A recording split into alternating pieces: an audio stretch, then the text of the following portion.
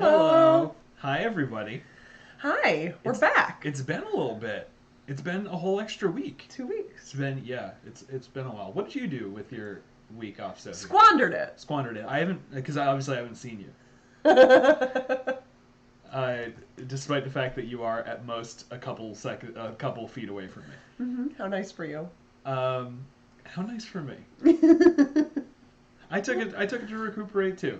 Good. I think we needed it. I'm proud of you. Yeah. And I hope you all did too. Before we get to our business, Sophie, you wanted to say something very important about your wig. So, go ahead. I don't know what I wanted to say. You wanted to say something. Did I? Yes. Which is that you feel uncomfortable with me. Oh, right. I forgot.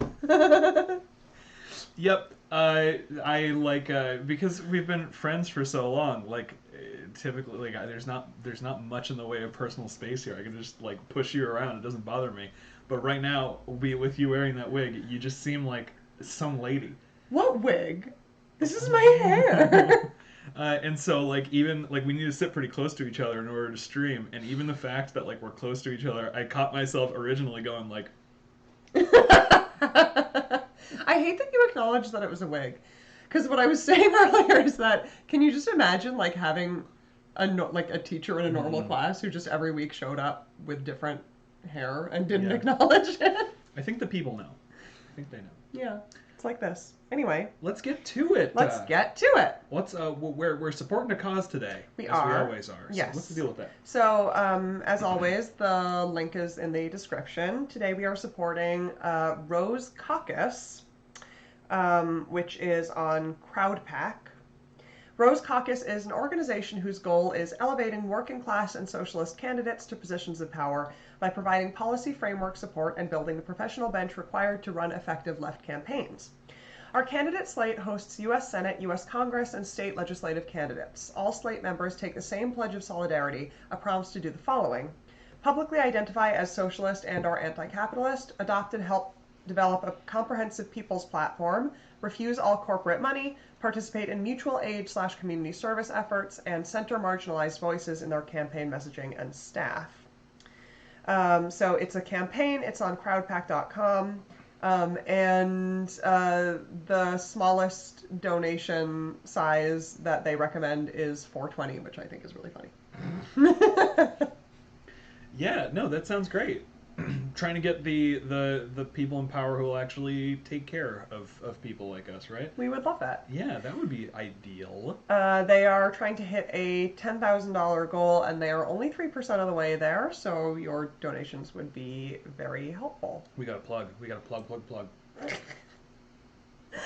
So again, that link is in the description if you're interested in donating. Yes. Again, if you want to support us, if you want to thank us for doing this, that is how you do it. Support these other causes that we've pulled out because we think they really matter. So that would mean a lot to us. Yeah. So thank you in advance. I believe we had some submissions. We did.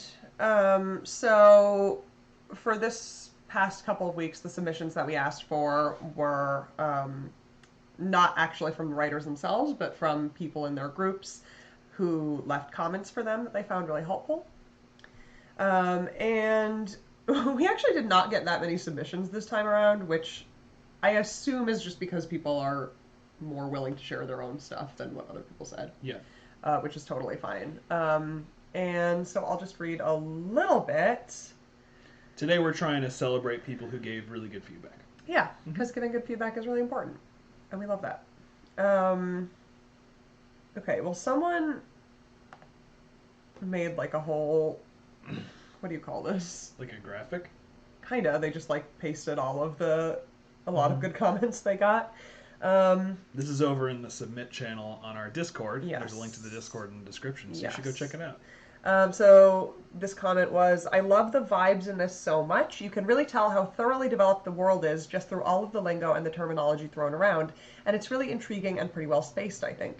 You leave enough things unknown to the reader for it to draw them in without being too confusing and in over their head.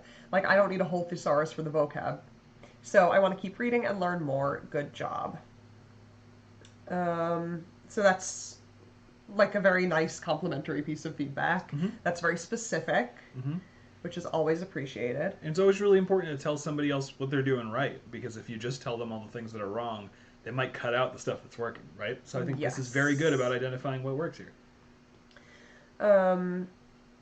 Okay, so that was from Mika. This is from Kiara/Ray.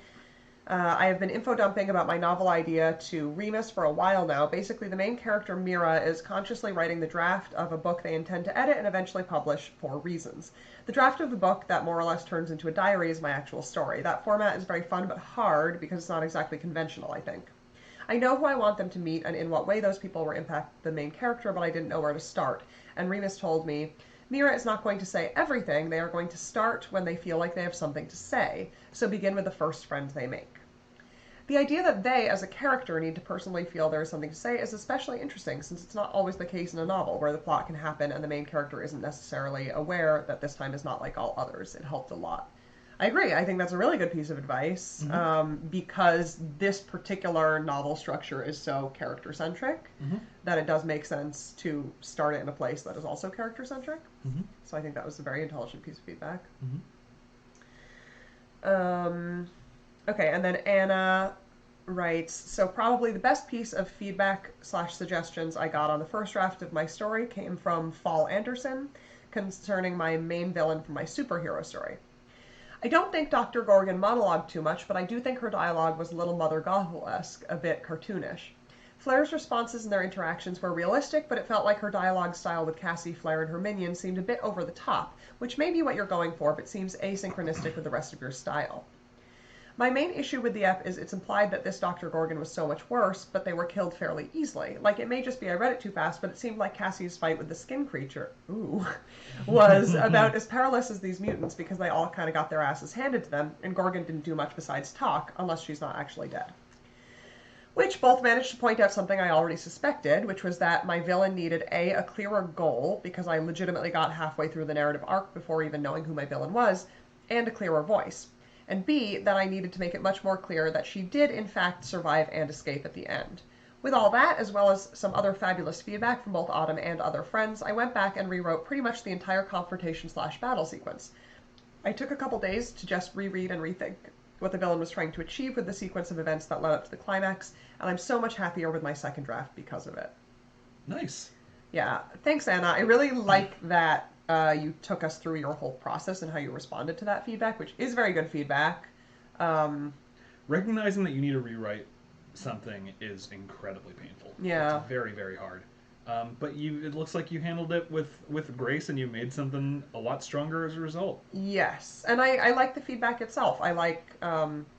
I think this feedback does a very good job of reporting the reader experience, which is something that we talked about as being very important in good reader feedback. And I think it really worked for the author. Yeah, absolutely. So good stuff. Very, very nice. Well done. Shall we get to our business for today? Do it. So, as I said on Twitter and just Twitter. I don't know what I'm mumbling about. Today we're talking about setups and payoffs, which might sound a little out of nowhere. It is, nobody specifically used those words asking for a topic. But, and I'll talk about this in a minute, this is a kind of fundamental storytelling rule that answers a bunch of the questions that people were asking. So I tried to put this together as a way of trying to take down a bunch of the requested topics at the same time. Okay? I'm excited for this one. You're excited for this one? Yeah, I really like this one. I feel like this is something that is very satisfying. Yes, absolutely. So we're going to pay it off and set it up. No, wait, the other way around. Actually, never mind. Either way works, and that will make sense maybe in a little while. So this topic's a combination of these requests. How to write an unreliable narrator without blindsiding your audience. How to hide clues for a plot twist without giving it away. And how to end a story. So all of these really operate on the setup and payoff principle. You'll notice throughout this presentation, sometimes setup's hyphenated, sometimes it's not. It's code. Right. If it's a secret treasure map. Yep. To nothing of value. But it's there, if you want it. That's sort of my setup. Here is something that we're going to change around a little bit. I'm going to tell you our exercise at the end right now. Because it sounds tough, or what's the word? Dumb? It sounds dumb. But we're going to make it work, and I'm going to explain how. Tough and dumb, that's me. Himbo writes. Himbo writes. Himbo writes. By the end of this lesson, we as a group are going to break one of the most well-known storytelling rules ever, and we're going to plan an interesting story as we do it. And here's the rule. Never end your story with "it was all a dream." By the end of this, we as a group are going to plan a story that ends with "it was all a dream," and that story is going to be a banger. Love that for us. So, which would make me sweat, except I'm not the only one doing it, so it's on you too. So if you're like, "What's this guy talking about?" Now I'm asking you, what are you talking about? Because you have to. Let's move on.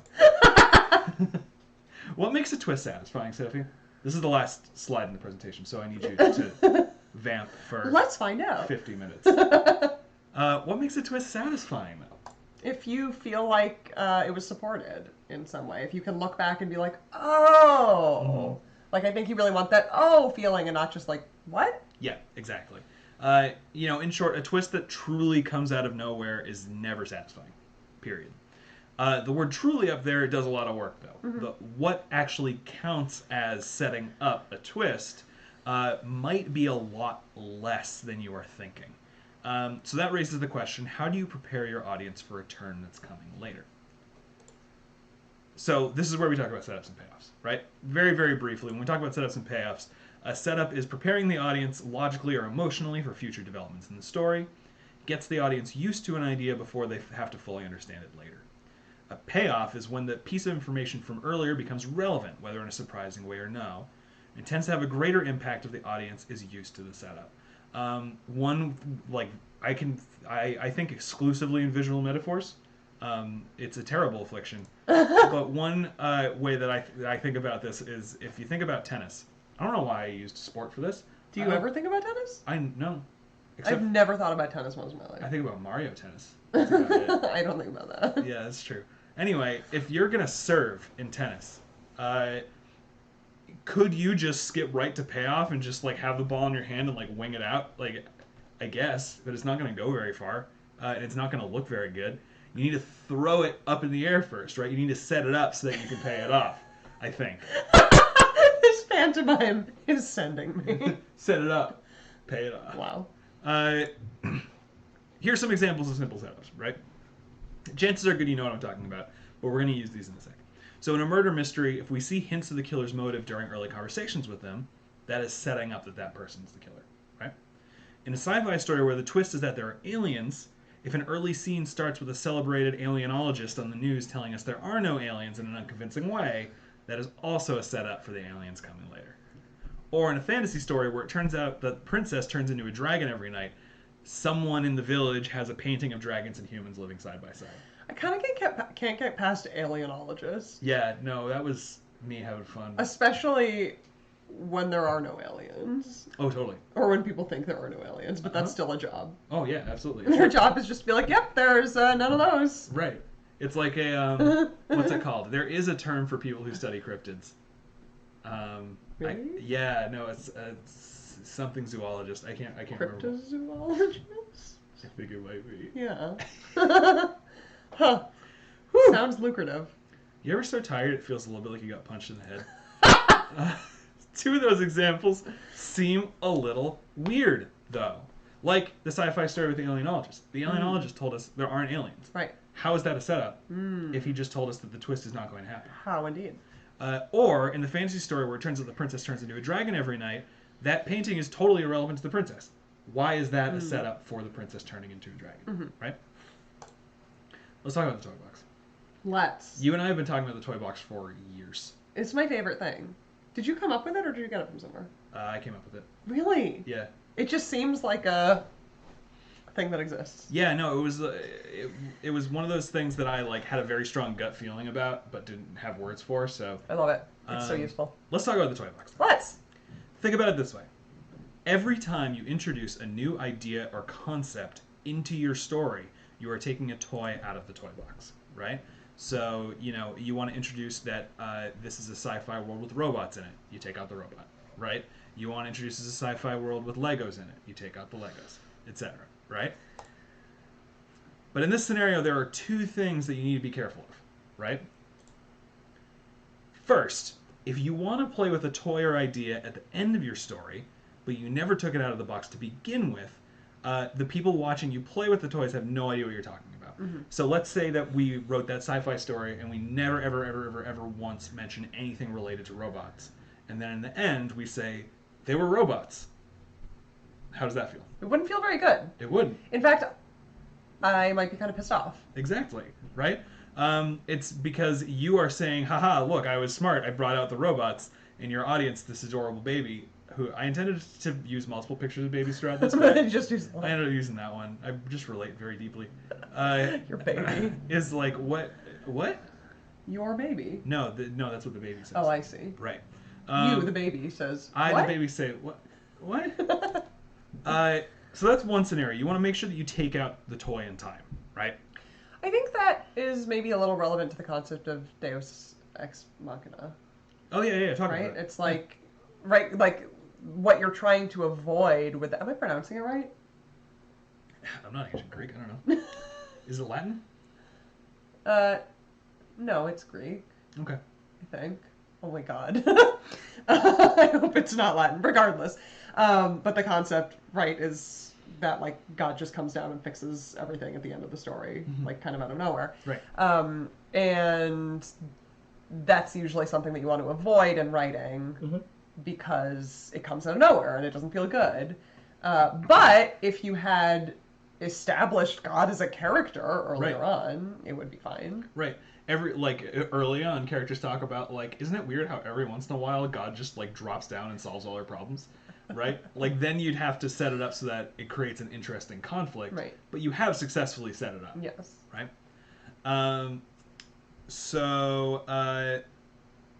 This is another scenario to watch out for, though, right? You don't need to play with every toy that you take out of the box. I think a quick example from our show is in, like, the first episode, we introduced the concept of Martian rabbits that live in the sewer, right? That is a one-off joke that's just for world building. It could have sat by itself. We do bring it back later, but I'll talk about that in a minute, right? But that could have sat alone. But if you make a big deal out of pulling one out of the box and you never play with it, the audience will be confused and unsatisfied. If we had said in that first episode, casually, Martian rabbits run this city, and then we never mentioned the Martian rabbits again, you would be really upset, right? Therefore, you need to be careful that you don't take out so many toys that you don't have time to play with them all, right? This is where cutting down, not just in the length of your story, but in the ideas of your story, is extremely helpful, not just for your audience, but also, honestly, for you. Sometimes I find if the ending of a story is going on and on and on and on and on, it just won't end. It's because I took so many toys out of the toy box at the beginning. And you felt compelled to play with all of them, right? Yeah. It takes me way too long to make sure that I hit every single one of these toys when I could have just removed one from the beginning and saved myself 20 pages. Right. And so, like, having this concept is incredibly useful, and that's why we talk about it a lot. Because, you know, if we're, on the one hand, if we're, like, stuck, we're gonna ask ourselves, well, what toys do we have out of the toy box that we can use here? And then, conversely, as you just said, if we feel like it's going on and on, it's like, oh, maybe we had too many toys. And we actually need to streamline. Can we, like, I should let go of this metaphor, but let's not take two toys and, like, mush them together and make them one thing. Then that's not as many toys. There are a lot of toys on screen, but I don't see any Play-Doh. I don't know if that's going to work. It can be like in Toy Story, you know, the kid who, like, Sid? mashes up toys. Yeah. Baby's first body you horror. Like Sid. That's my advice. It would be. No, but to your point, absolutely. Like, there have been long, complicated episodes that we've been really stuck on, like Moonlit Hermit, where... It's always Moonlit Hermit. It's because Moonlit Hermit almost killed me. It traumatized you. Where literally I will sit down with a notebook and I will make an inventory of all the toys. I'll make a list of all the ideas that we took out of the toy box so that on the next rewrite, the 5th rewrite, I will, know which ones to cut. Right. Is now a good time for examples, or are we going to get to those? in 2 seconds. Okay, 2 seconds. Every time you take out a toy, that's a setup. Every time you play with the toy you've taken out, that is a payoff, right? You can't have a payoff unless you set it up first. Mm-hmm. You can take out some toys and not play with them, but not if they are like super exciting centerpiece toys. Not if you make a really big deal out of them, right? Yeah, I mean, there's making a big deal out of them, and there's just, like, if that toy has massive repercussions, yes. then you kind of owe it, mm-hmm. I think, to the audience. Yeah. I believe... so let's talk about these examples, and then we'll talk about examples from that you're thinking of, right? So let's go back to our examples. For example, the sci-fi story with the alienologist that tells us that there are no aliens. The right? alienologist. Eventually, we're going to want to play with the aliens toy. The aliens look like marbles. Don't worry about it. We're going to want to play with the aliens toy. By having the alienologist call it out, we've taken the aliens toy out of the toy box. It's ready for us to play with it later, right? Mm-hmm. The audience knows, even though the alienologist said no aliens, once it is specifically brought up and it takes center stage, the audience knows, oh, one of the ideas in this story is aliens. Right? Right, whether or not they exist is in question. Right, exactly. Same deal with the princess who turns into a dragon every night, right? We want to play with the dragons and humans toy, we got to take it out early, and then by having the painting called out, we've taken the dragons and humans toy out of the toy box. It's ready for us to play with later, right? You had some examples that you want to talk about. Well, right, so we end up sort of using this concept in both directions, both in going back and having to add setups, and also in realizing that we need to come up with payoffs for setups that we already had. Mm-hmm. And so, so one example, I think, of realizing that we had set something up that it would be good to pay off later, we were talking about this earlier, is in Second Citadel, where earlier on, Aram is very disparaging about Damien's religion. And, you know, that was just sort of a character thing, a relationship thing. And then I think at a certain point into writing this season, I realized that should come up in some way and be addressed, because otherwise it would have been weird to have just left that and then it never came up in their relationship. Right, significant part of their conflict. It's a major toy to take out of the toy box. Right. So that was an example of, like, we realized that we had a setup that needed to be paid off. On the other hand, something that happens to us a lot, usually near the end of a season, which makes sense, is that we, you know, all of our plans are coming together and then we'll realize almost at the last minute that we need to go back and set up certain things. And this is definitely relevant to any project that you might be working on. It is probably the most stressful when you're producing something serialized, because you already have 3/4 of it out in public before you're finished. Right, you can't go back. Right. What's there is there. And so, like, near the end of a season, we'll know where we're going and then be like, oh my gosh, we only have, like, 2 episodes left. We have to set things up before the very end. Otherwise, this isn't going to feel satisfying. So both, for example, Train from Nowhere and Stolen City are big examples of realizing that we need to, like, stack the deck. Right. I was thinking it through earlier, and I think that pretty much every second to last story arc of a season, we've done this. Yeah, so if you go back and listen to those, you'll probably notice, like, they're just packed chock full of, like, setups for things that are going to pay off in time for the last story arc. Right. So... And that makes us look very smart when it all comes together. But we'll talk in a little bit about... Hopefully. Yeah, we'll talk in a little bit about what it looks like to actually put together. So what are some examples of things that, like, had to emergency be stuffed into... Oh, I think that my favorite... We talked about this earlier. One of my favorites is that all of Promised Land, the finale of the first half of Season 2, all of Promised Land is about domes and how domes work. And the fact that domes are very special and radiation poisoning and so on. Right? And... which had only come up, like, once before. Yeah, we had brought up the domes briefly in Day That Wouldn't Die back in Season 1. And that was just world building. And never mentioned them again. Right. And then everything you needed to know about domes, you got 2 episodes before it became relevant. In a panic. In a panic. That's a result of us figuring out the domes angle while we were like really specifying the outline for Promised Land and going, oh god, oh god, oh god, we have to make sure that we set this up before people see it. Right. But we were also actually setting up Time Gone By. Yes. And so, like, in a huge rush, we were like, oh my gosh, we need to introduce Jet. Yes. Yep. Tailing Juno. Yeah, like early on. Man in the Brown Jacket. Yeah. Was that in Stolen City? Was that the first time he shows up? Yeah. Yeah. And like it was just like by the skin of our teeth. Right. As far as needing to get that script done by a certain date. And we're like, oh my god, we need to put this in here, otherwise it's going to feel like we just made it up. Yes, we had. well, let's talk about what that ends up looking like, I guess, behind the curtain, right?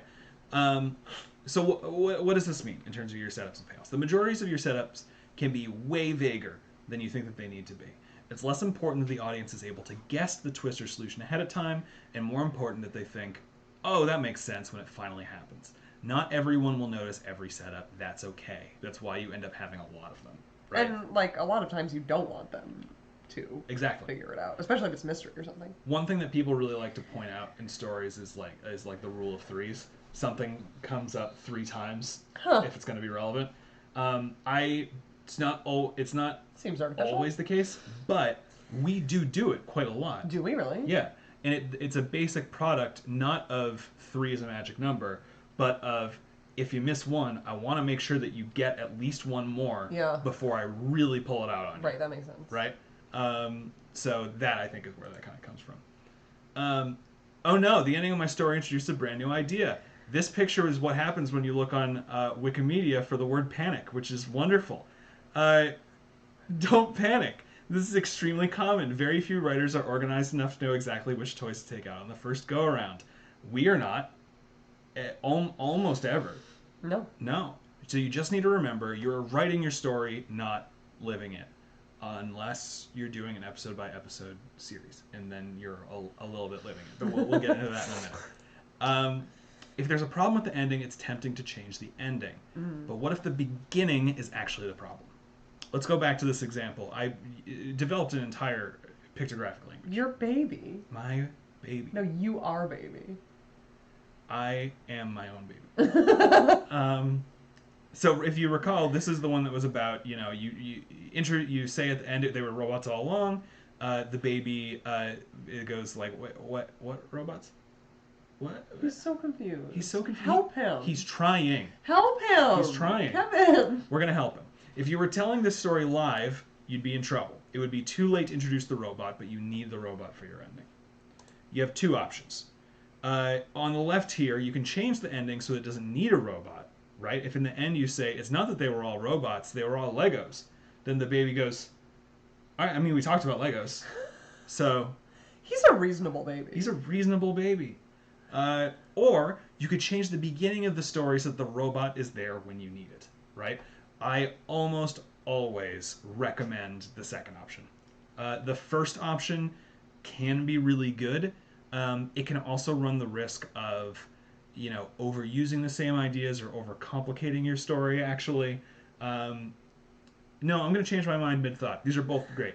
The first one's good for cutting down, in the sense that if you have too many ideas going on, you might ask yourself, okay, what if the solution is another one of my ideas, right?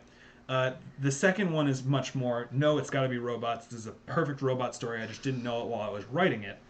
That's good. It's not out yet. You can go back and put the robot in earlier. And that feels connected to the thing we talked about last time with kill your darlings, except sometimes keep your darlings and kill everything else. Exactly. So if that has happened to you, that you got to the end of your story, it's something different than you expected, it's way better, okay, change the whole beginning so that it matches the end. Yeah, no, exactly.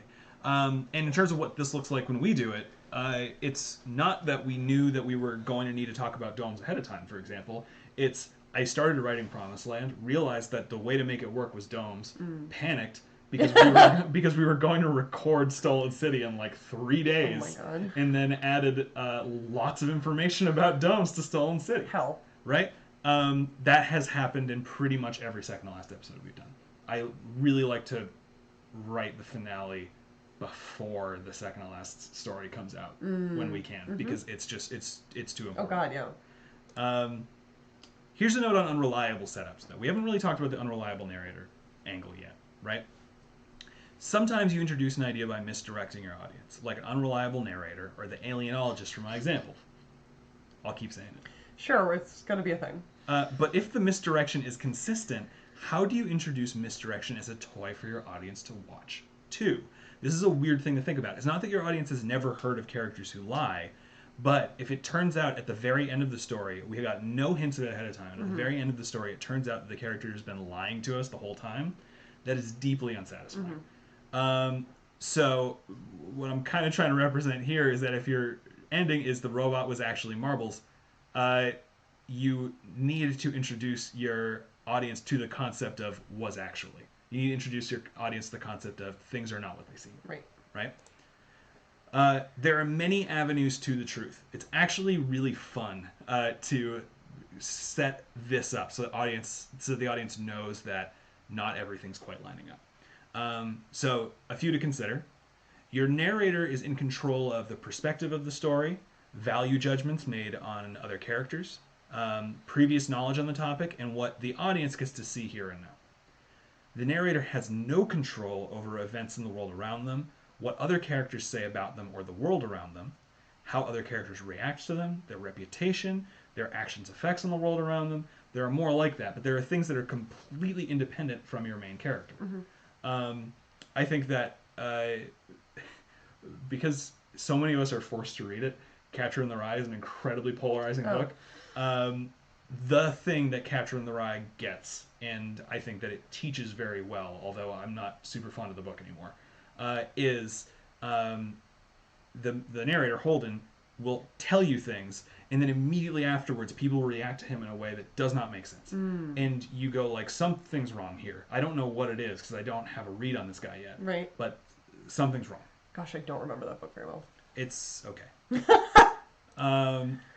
If you want to clue your audience into the fact that something tricky is happening, you just need to set up the trickiness like any other setup. Hint at it. Show a contradiction in action.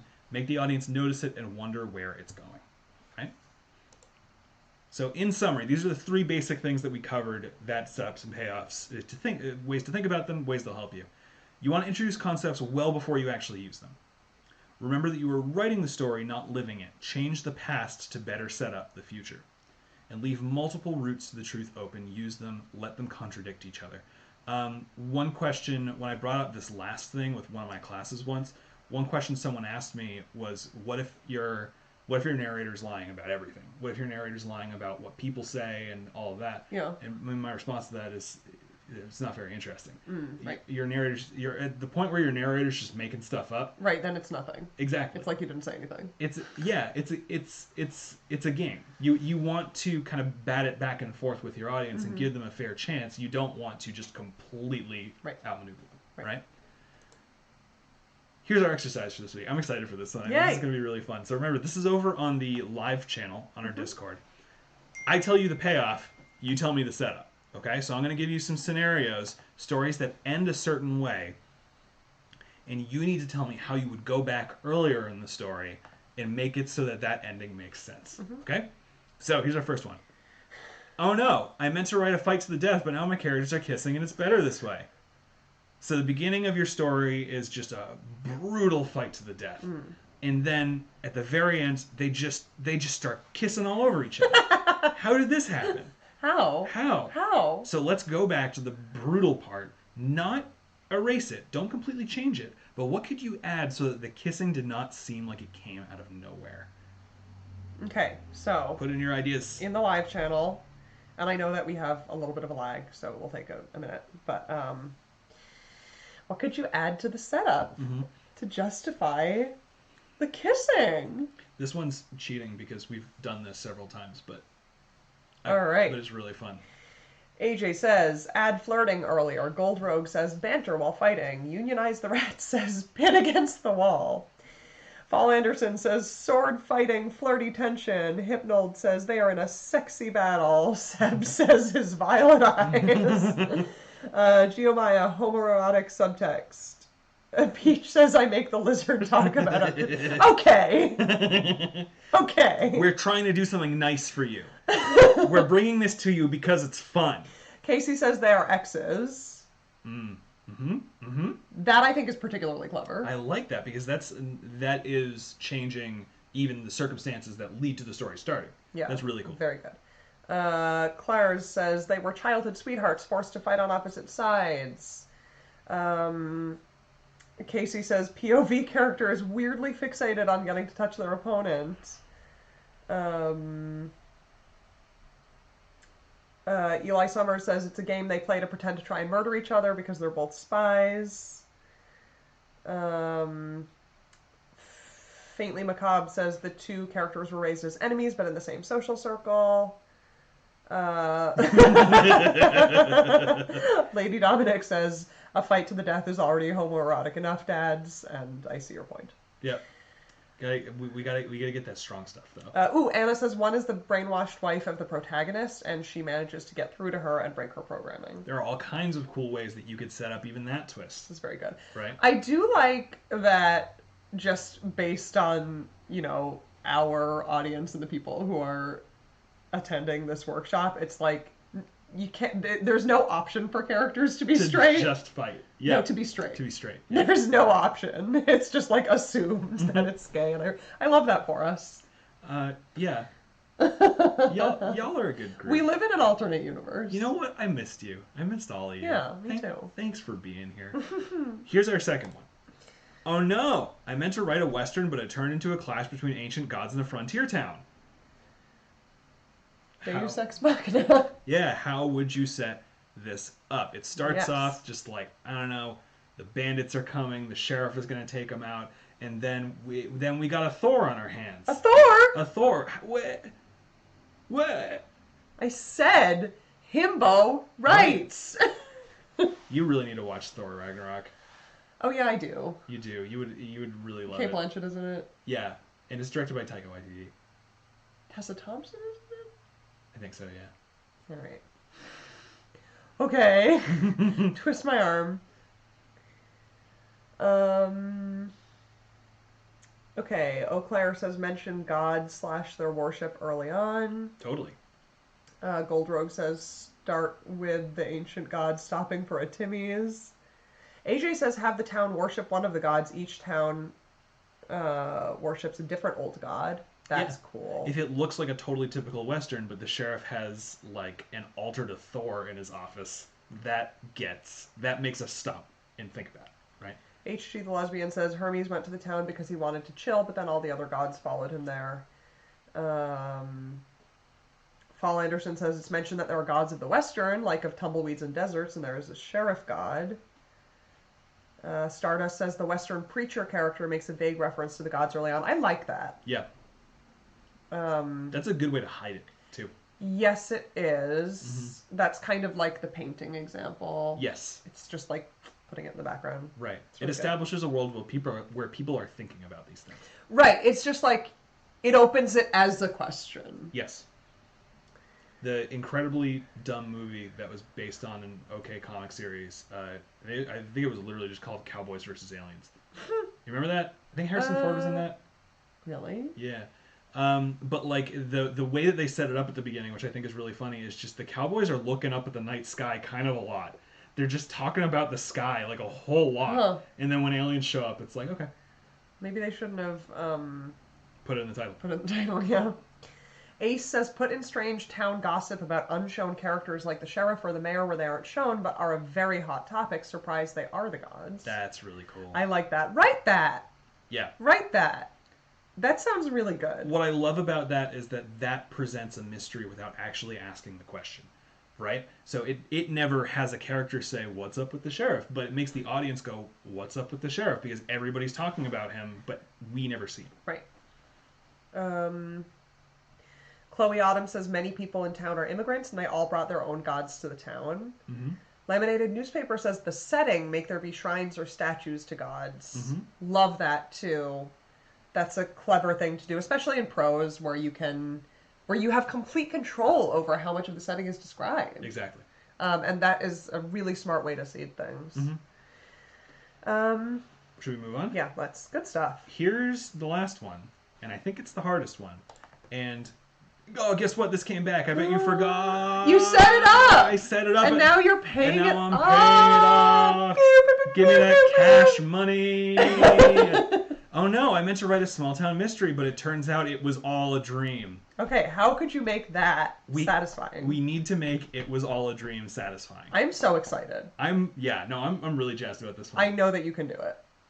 I have some ideas about this one that, like, maybe we can talk through after, but also I don't care what your ideas are. I want to hear theirs. I was going to say, I'm entirely expecting that they're about to, like, school me. Hey, school Kevin. School Kevin.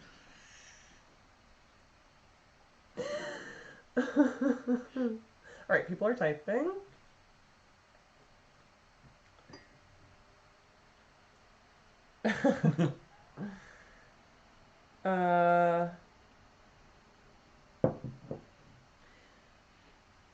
I forgot to change my name back, says main character gets shot in the shoulder and feels no pain. Mm-hmm. Peach says complete unreality like Alice in Wonderland.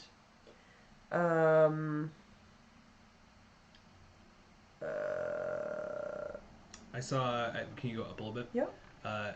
AJ says, add elements of surrealism, start subtle and add more and more. The manual of detection.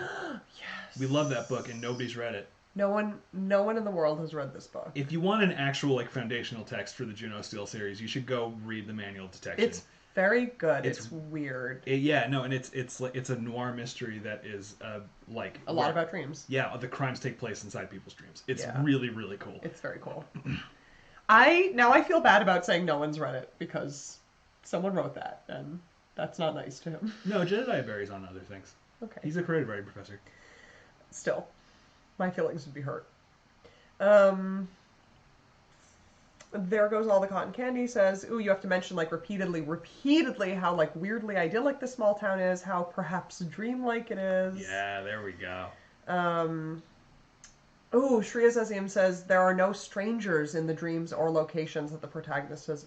Or, no strangers in the dreams or locations that the protagonist has never been to. That's so interesting. That is very interesting.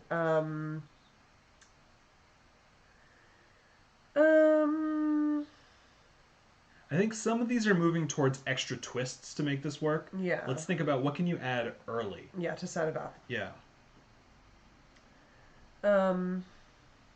Arya says the characters other than the protagonist seem not to exist when the protagonist isn't there and only say things the protagonist already knows. That's cool. Yes.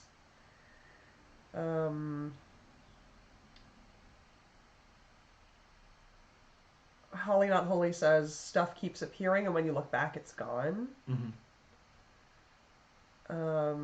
Petrichor says have characters frequently contradict themselves and the narrator accepts this completely. That's a very interesting way of doing an unreliable narrator. Yeah. I like that. No, there's some really good examples of that. I'm trying to think of some.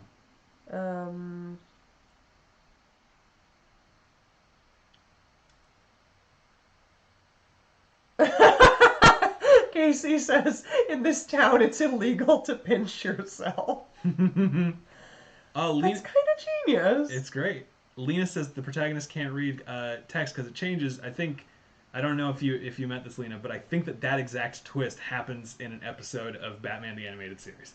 Does it really? Yeah, Batman is, like, kidnapped by a villain that puts him to sleep, and when he tries to read the books in his, like, library, the text is, like, crawling, and that's when he realizes that he's not in his life, he's just asleep. There's enough time for everything and it passes strangely fast when nothing is up. Yeah. That's great. These are great. So good. Yeah. I think that, especially where this is such a cliche, you're, like, really playing with fire. Yes. Because even if you do this well, there are going to be some people who are going to say, oh, you did that, and they're going to throw it out offhand, right? I might argue as a result that whatever the mystery is, the solution probably needs to have something to do with the dreamness. Because it's such a significant toy that you're taking out of the toy. Well, yeah, it has to be built in because the reason that it's something that is not encouraged is because it kind of makes there be no repercussions of anything. You know, so if there's some way to make it meaningful that it was a dream, then it works. Yeah, absolutely. Thanks, y'all. These are great. Oh, so good. Let's talk. You're stuck at home, so you might as well do this work. I want you to continue revising your story, especially look at what payoffs might need set up since it's fresh in your mind, right? For next week, post to the #submit channel a 200-word section of your story where you're proud of the revisions. Post the rough draft and the final draft of the section so that we can see the incredible transformation. I'm really excited for this one. I hope that you all do submit because I'm really, really interested in seeing how your drafts have changed over time. Particularly, I'd love to see if you have anything where you like added a setup. Yeah. But it doesn't have to be that. It can just be any rough to later draft. And this is very much a case where, like, you know, it might feel kind of embarrassing to put up to post a rough draft, but the revision is very much the kind of process where you should be more proud of yourself if the rough draft is hot garbage. Yeah. Because it means that you got it out and then you made it good, and that's like it's two different processes, right? You're showing us you can do both of them. Yeah. So I'm really excited for these. Yeah. So with that. Any questions? Spooky. Questions. Yeah, if you have any questions, we'd love to focus on setups and payoffs. Hi, there we are. We'd love to focus on setups and payoffs. But if you have any other questions about revising in general, we're happy to help you out. If you're stuck on something in what you're trying to revise, we can help you there. And I hope it's going well. Yeah. And just going. Yeah. Yeah, you know, I hope it's going. Going well is often a very big ask. Yes. I hope it's going. I love everyone's participation. Me too. Yeah, waiting to hear from you all is by far my favorite part of this. Yeah. All right, people are typing. It's your second favorite part. When people are typing? No, when they share with us. Oh, my favorite part is me. Your favorite part's the week. This is my hair, Kevin. It's my hair. Okay. Stop casting aspersions on my natural hair that I grew out of my head. Okay. Gold Rogue asks, what are some fun times where you realized that you had an event that you didn't have a setup for yet? What are some things that you look back on later and were able to be like, oh, that's cool, let's use that? Martian Rabbits. Yes. they were just intended to be a one-off gag about this being a silly sci-fi world. And then in Day That Wouldn't Die, we realized we had written a situation where they were going into the sewers. And it's like, and I was like, rabbits. We have a setup. You mentioned those. Yeah.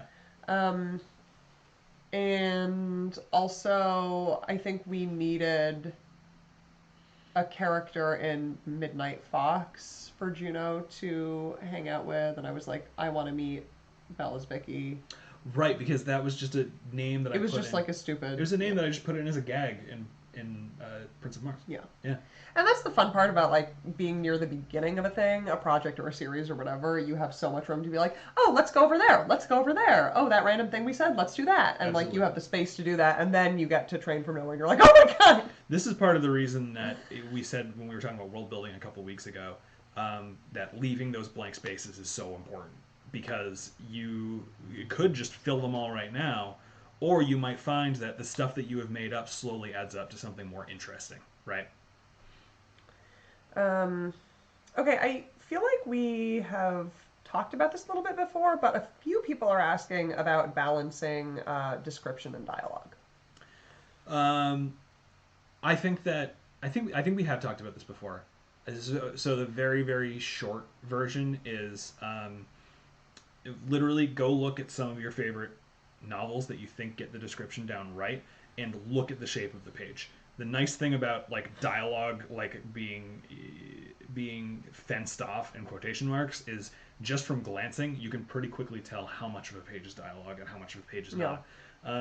If you start just like looking at the page as a picture, trying to see how much of it is dialogue, how much of it's description, over time you will start to get an instinct for how much is too much. Oh my god. What? Anna says, "Hey, Goth Dad and Bob Ross Dad." Oh man. Thank you. Do you feel really complimented? Because I feel really complimented. If it's the calming energy and not just the hair, then I think yes. Then I've been sent. I think it's the hair plus like just the aura of like wholesomeness. All right. Yeah. I feel so good. I don't know how to respond to that. Yeah, that was a good one. Thanks, A plus pandering. So Anna, following that, Anna asks, "What's your advice when it comes to writing fight scenes in audio drama? How do you balance between narration and action in something like Juno, where the narration is such a huge part of it?" This is something. First of all, it's really hard. Yeah. Second of all, I think I'd like to think we've improved over time, and honestly, this is something where I think it is helpful that I am the sound designer and I'm part of the creative team. Yeah. Because like, and I think everybody knows this, but like I am not a trained sound designer. All the experience. What? You're shaking the table. Just let me put my leggy off. God, you're so mean to me. I'm not a trained sound designer, and so all of my sound design experience you can hear in the Penumbra. Like, that's everything I've ever done, pretty much. And so, like, the timing of it was not as clear to us at the beginning, I think. And so sometimes I would, like, read the script, and I'd be like, oh, this is such a great action scene, and then I would have to put it together in sound and be like, oh my god, we just got to like a climactic moment and now Juno just stopped everything to talk for a page, and how do I maintain the tension? And I don't think I could. Yeah. And so I think early episodes suffer from that. So I do think it is helpful to be thinking about the rhythm of the sound. Yeah. And in our case, it just means that you can write a draft of something and I can look at it and say, no, this takes too long. Right. He can't be talking for this whole time. Right. What are we going to be hearing? Right. And if you're not working with a sound designer as part of your creative team, if you're not the sound designer, you're going to have to be thoughtful about that rhythm yourself. Yeah. Yeah, you need to be, I think especially if you're writing an audio, you need to plan out the action scene so that a lot of it is audible. You cannot have an action scene that requires constant narration to explain what's going on. That is the reason that, like, end of season 1, like, Miasma is transforming into a Martian, and, like, her body is totally amorphous, and so, like, there are all kinds of weird shape-shifting things Miasma could have done, but it wasn't the point. So we established the, like, tentacle whip, and then just went to town with that, because anything else would take way too long to explain. Right. And then also, you want to, I think we've talked about this before, but you want to, if you're writing for audio drama, you need to build everything around what it's going to sound like in a way that you're not going to have to do if you're writing a novel. So when you create your characters, when you create your settings, and when you think about your action scenes, before you even start, you should be thinking about, is this going to work in sound only? Yeah. So if you do decide to have a narrator, which is a choice, you don't have to do that. It is definitely, it can be kind of a crutch. It can be helpful because then you have somebody to be like, this is what was happening, but that can be pretty boring. So you want the sound to speak for itself as much as possible. And so you want to be creating an action scene where you can hear what's going on. Yeah. And so that will help dictate what the action is, I think.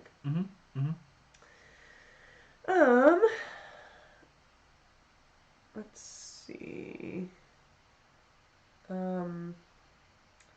Gold Rogue asks, what do you like about bouncing between point of view in the Penumbra, i.e. seeing the difference between Juno's perspective and showing Vespa's or Peter's? It's been really fun. It's been really, really fun. It feels good. It does.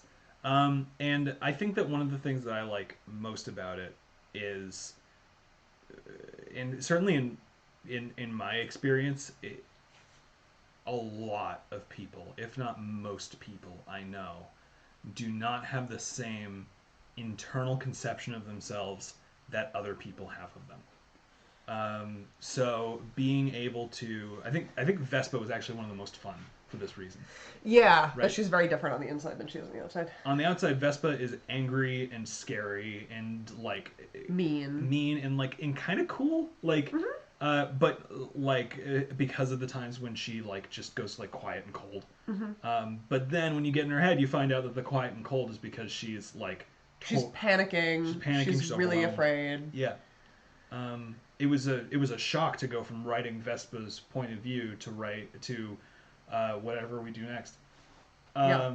And yeah. you know what? Not everybody likes it. Like, Yeah. I know for a fact that we have lost audience members over this choice. Like, not everybody likes it. Some people signed up just to hear Juno talk forever, and I get it, but like, it just doesn't work for everybody. But People also left when Juno left narrator. yeah, when narrator was gone for a season, people were like, I'm out. Yeah. Which is fine. Exactly. But yeah, I think it's also, I mean, not that the show is a writing exercise, but it kind of is like that in a way. Oh, absolutely. You know, like it feels like a really good and satisfying way to explore characters in a way that we wouldn't have gotten to do if we had stuck with Juno the whole time. The show's a writing exercise in the sense that like you're never done learning. Yeah. You're never done practicing. Yeah. And so I think that certainly we are in a position where we always want to challenge ourselves. I'd say that we are now at the point where the episodes that I find very hard and unsatisfying are actually the episodes where I feel like we've done this before. Because I keep on trying to make it unique. And I Yes, can't. we're always trying to do something new. Yeah. The other thing I like about bouncing between POV is that we get to know the things that those characters would never have said out loud. Like, you know, Nureyev being like, nah, I'm old. You know, he wouldn't have said that Right. to anybody, but we get to know it.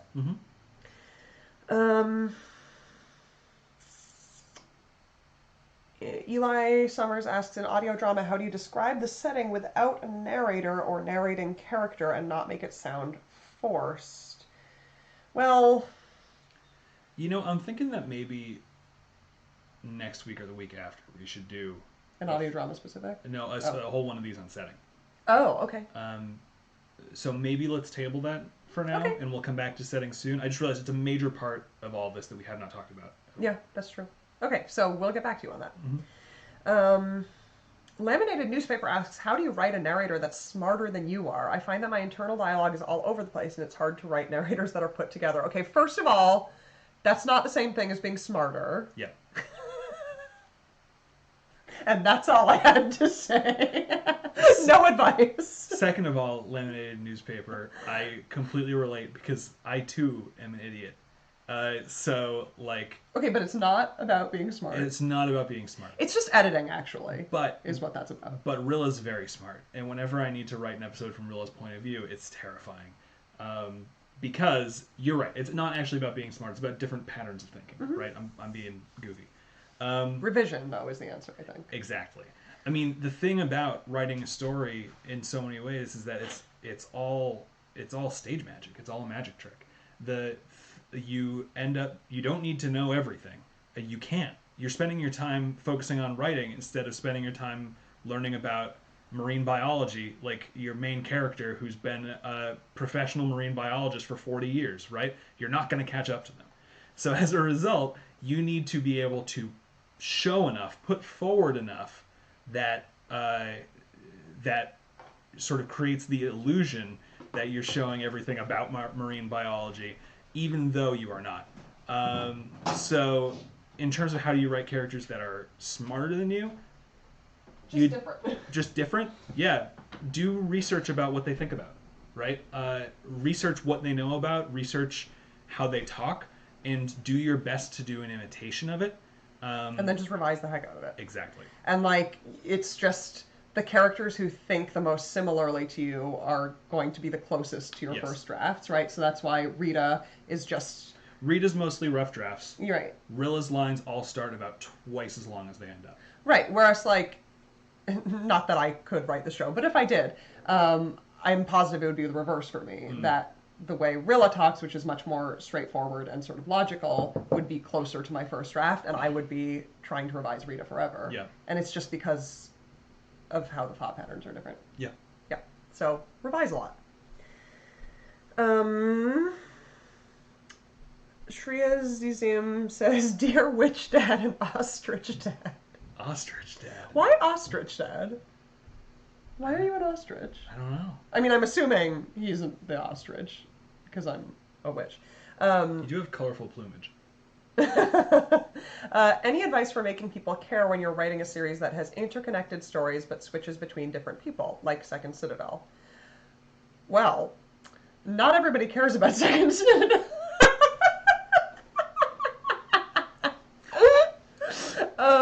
Okay, well, but something that we did for... I'm not saying this is the way to do it, but I am saying I think this is how we achieved it in that example, is we would always like have a lesser character in one episode then become the main character of a later episode. Yes. I think the exception to that is Knight of the Crown, Lord of the Swamp. That's true, but even then, They had been mentioned. Damien had been mentioned. But we had never met him before. Yeah. But if you had listened to like whichever bonus episode that was, you would have heard the name. But that one we kind of had to start from scratch and sell people on it, and it was scary, and I think we only got away with it because of homoerotic fighting. Right. So that could be a solution. Well, I think that a large... to kind of echo what you said first, you're right, Shreya. You're 100% right. It's really, really hard to retain an audience after that, right? People see that... people even saw that like Juno wasn't the point of view character. He was still there. Yeah, and people were like, "I'm out." And they were gone, right? And so the thing is that part of it is that you do need to develop like a body armor against that, which is really hard, and I still don't have it really. Like it still sucks, but I know that I need to have it. And on top of that, I think that what we always really focus on is like first impressions with characters, right? How can we establish this voice in a way that feels interesting and new and cute? Just make them so cute. Right. No, absolutely. Like, really think about if this were a person and you met them right away, what would make you like them right away, right? There's a set of tropes that I like to think about that really helps me out. That's called, I'm going to reverse the animals. I can't remember what it is. Like, kick the puppy, save the kitten, right? Okay. No matter how good a character is, if in the first minute of the story we see them kick a puppy, they're dead to us. Yes. We cannot relate to them. Right. No matter how evil a character is, if in the first minute they save a kitten, we are much more likely to grow to like them, right? First impressions really, really matter. Yes, first impressions, shortcuts like that. But if you're doing a series like that, I mean, you are fighting an uphill battle. Yes. That's just true. Like, it's just true that people like best what they are used to. Yeah. And that is something that I've kind of like learned over time, especially when I think about the kind of shows that we write or about TV shows, stuff like that. People like what's already in front of them and what they're used to, and they do not like when they have to readjust to new things. And I think that's just a natural human thing. Right. So... And what you probably need to realize is that you can't do that, right? They might want you to keep writing the same story forever, but you can't, right? It needs to change because you change and because your interests change. So as when you started, you got to keep reminding yourself that you're writing the story for you. You're writing the story to entertain you and maybe a couple people who you think of as like your major readers, right? You can't think about everybody. So you're just setting yourself kind of a hard task, but good for you. Like just know that is going to be tougher for real. Than sticking with one. We've talked before about how really, really good stuff comes out of tough limitations. So good for you. Good for you. Petricor asks, when writing a script, where's the balance between writing, setting, and voice into the dialogue, sound design, and lighting, and giving the actors and techies wiggle room? Oh, I see. Like a stage script. Which we have less experience with, which we've done. We have, yeah. But I haven't done enough to feel qualified. No, but you can talk a lot about giving the actors wiggle room, because you write very specific stage directions. That's true. I do. I do write a lot of specific stage directions. I also write in a lot of like commas and ellipses and other punctuation that suggest pacing. And I think that the way that I think about it is this answer's coming a little off the dome, so it might not be super coherent. I think the way that I think about it is I'm not actually trying to write down exactly the pace that I want them to read the line at. It's like with what I am putting in, I'm trying to create the vibe of the line such that they know what these words mean when they go to deliver them, right? So if I have a lot of ellipses, I don't need the actor to stop every time there's an ellipsis. I just need the actor to know, oh, this character is hesitating, right?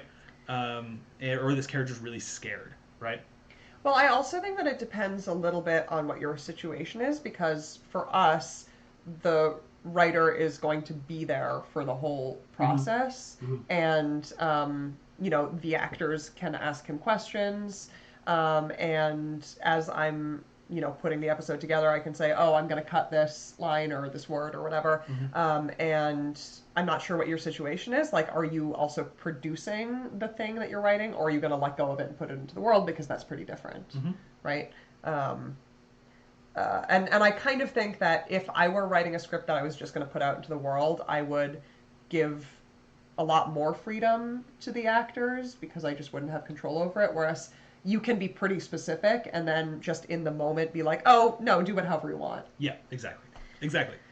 So part of the reason I am so specific is to get my intent across, but like most of the time they bring things I didn't intend. Right, and then maybe I direct it a different way, or maybe the actor has a different idea, and we just. That's the reason our production scripts are like are a bonus on Patreon, because they are hilariously inaccurate to what the episode ends up actually being. Right. That sounded like a plug. It was not. No. But it did sound like one. Do you mean our production scripts that are at the $7 tier on Patreon? Stop it! Stop it! You are embarrassing me. It's cool. Always embarrassing me. Casey asks, any advice for overthinking setups while drafting? Is it something to leave for revision?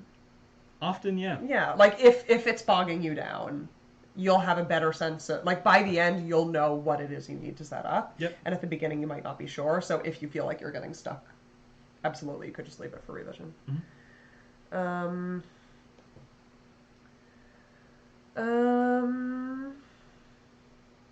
Oh, this is a really good question that honestly I struggle with. Thank you, Goffdad and Bob Rostad. I do have one more question.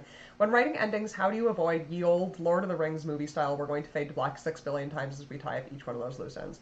That is a great question, and it's really hard. Really hard. And I often get really fussy with our season endings because I'm worried that's what's going to happen. Because I'm like, okay, I love each thing that we're wrapping up. It feels really good, but also I feel like we've been wrapping things up for this entire episode, and I hate it. Right.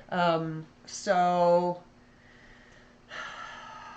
you probably want to try and streamline what you can. If wrap each of those fades to black is putting one of the toys back in the toy box, right? It's you are like showing, look, we accomplished this idea, we're done with it. So to your point, can you take two of it? Right, can you just remove some of them from the beginning? Right? Yeah, make some of the loose ends more relevant to each other so that they can go back in together. You can try and, depending on what those plot lines are, you can try and move the wrap-ups for some of them earlier. Right. They don't, not every arc, depending, especially if you're doing a serial like we are, right? We have multiple episodes. We could have someone's, like a supporting character's arc wrap up earlier than the final episode. It doesn't all have to happen at the same time. Yep. Definitely. So you can space it out a little bit more. But yeah, it's really tough, especially if you have a lot of loose ends. It is, and it's harder the longer the project. Yes, and I don't think we've always done it perfectly. I think sometimes we have. It has felt like, okay, we're ending and ending and ending. Yeah, to be honest, the way that I've had to change how I think about it is like, because I always want everything to. Part of the reason that the toy box analogy speaks to me so much is because even though I have a very messy mind, I want everything to be neat and to like tie in and for things not to come up unless they're going to be relevant. And I've needed to shift how I think about endings. So it's like if you have a an ending that fades to black 3 times, you did pretty good. If you have one that only needs to fade to black once, that is a once in a lifetime, like, grand slam. Like, that does not happen. Yeah. That requires so many things to align that I don't think you can expect that of yourself every time. Yeah. Okay, I don't want to ignore this question, but I just don't remember. Mo says, a few episodes ago you were talking about character motivations, which you shouldn't leave for someday else, but should develop right in the beginning. I can't get it out of my head. Could you elaborate on it more? But I don't remember. Talking about character motivations, which you shouldn't leave for someday else, but should develop. Oh, I think I remember this. I think this is about giving direction to a story, right? So the thing is that you want your main character to be doing something. It is a very, very common pitfall when you're starting out, but also it happens to us sometimes, that you basically are telling a story where things just happen at your main character, right? Your main character is just kind of like a hapless victim of circumstance. Exactly. And the thing is that doesn't give you anybody to root for. The audience cares about the main character, kind of, but we don't think they're going to do anything about it, so we're just kind of waiting for it to be over. The kinds of motivations that you need to make sure that you establish early on are motivations that give your story momentum, right? Your character wants to go do something. Even if the thing that they want to go do at the start of the story is not the same thing they want to go do at the end of the story, they need to want something at the beginning to give momentum, and you need to make sure that they always have a direction in that way, right? Even if sometimes the direction is, I'm all out of ideas, I'm just going to sit here with my animal friends Timon and Pumbaa for years.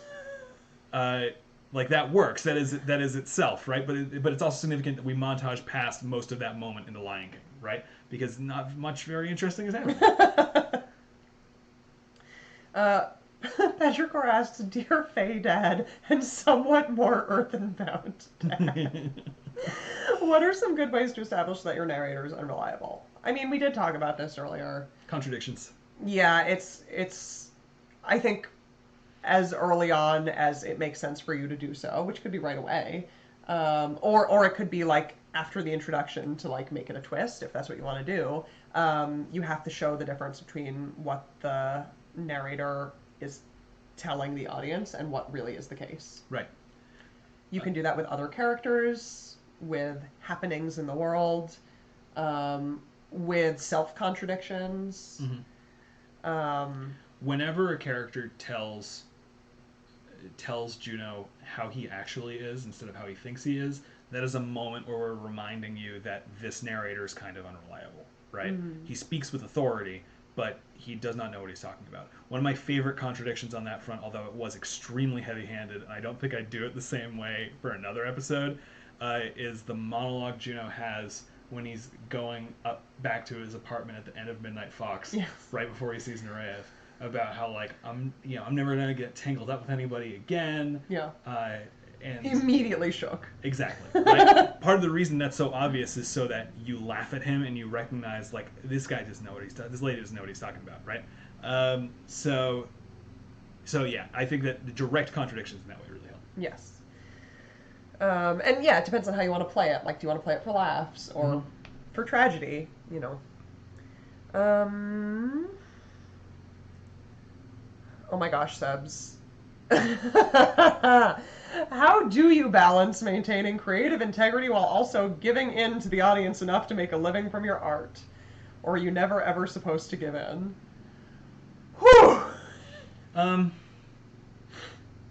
don't think you ever give in. I don't think I would phrase it as giving in, is part of what it is.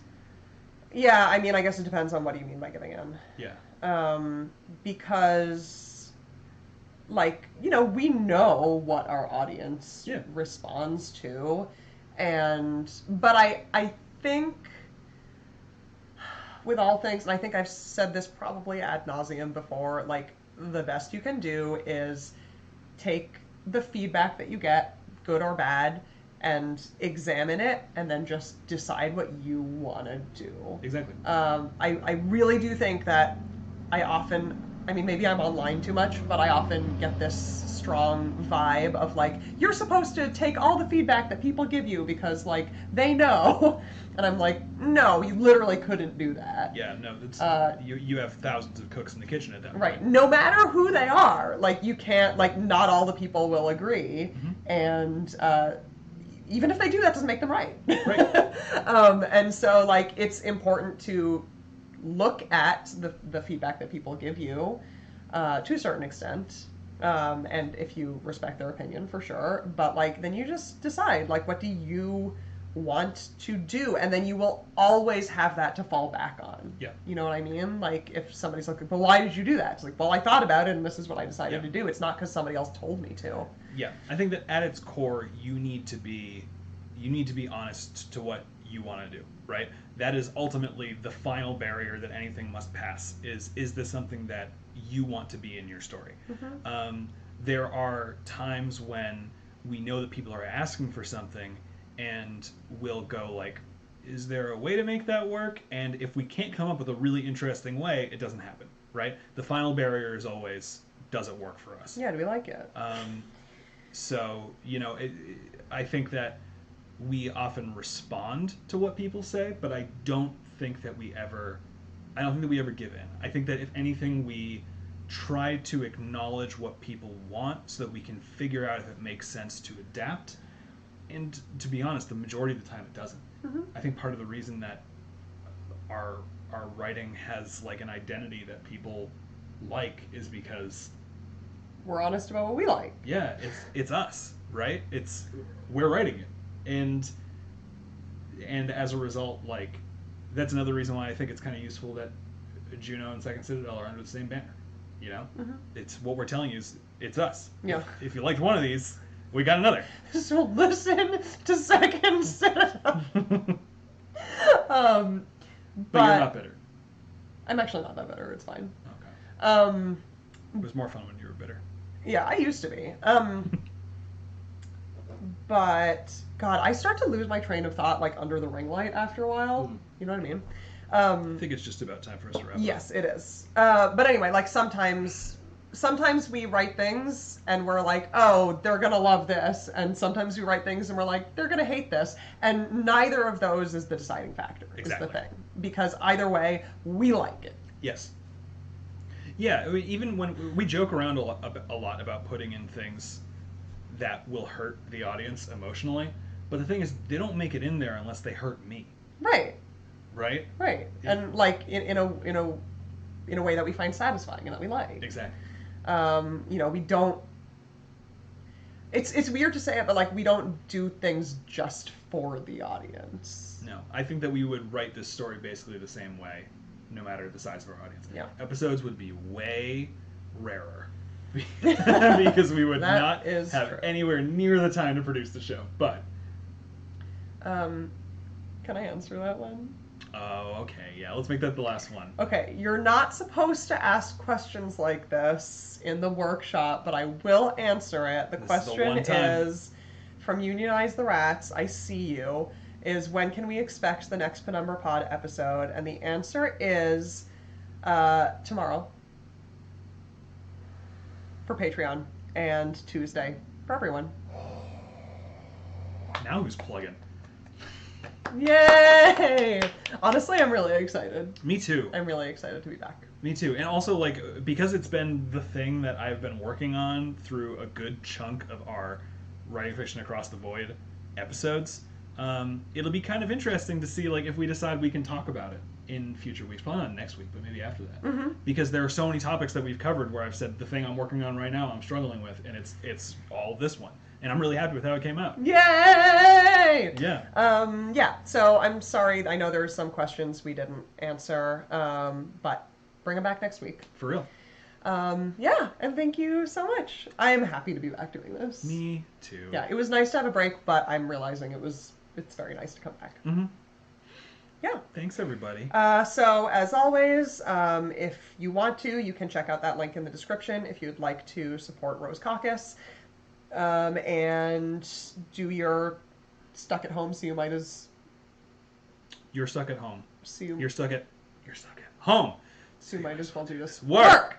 Yeah, and I'm really excited to see the differences between people's early drafts and later drafts. Mm-hmm. And yeah, episode's coming out real soon. So. Oh boy. Oh howdy. Yay! Thanks everybody. Bye! Have a great week.